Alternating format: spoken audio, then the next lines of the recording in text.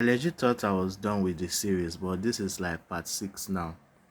So, whenever masculine starts waking up, right, from the illusion that the systems that are draining their life force to be powerful are not actually as powerful as they initially thought, or as relevant, or it's not as perfect as they thought, that something is wrong.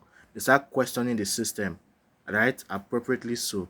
When the masculine start questioning the system and maybe even start opposing it, here comes the incubus energy now that has now siphoned the actual divine feminine power, wisdom, and authority.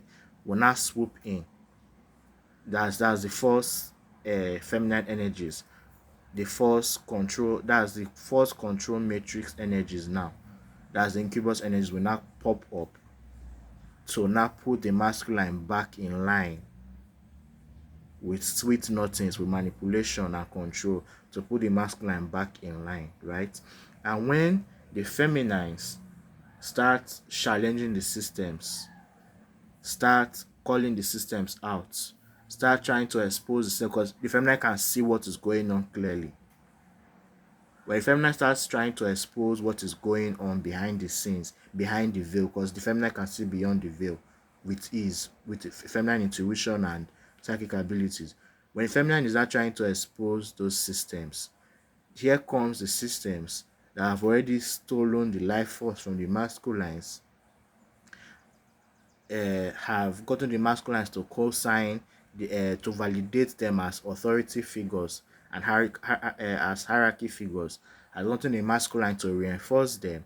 Those systems now, those individuals now that have siphoned life force from the masculines to become powerful, will now turn all of that power, will channel all of that power and authority to fight the feminine, to suppress the feminine, to kill the feminine, to disempower the feminine, to silence the feminine, to kill the feminine, to misalign the feminine.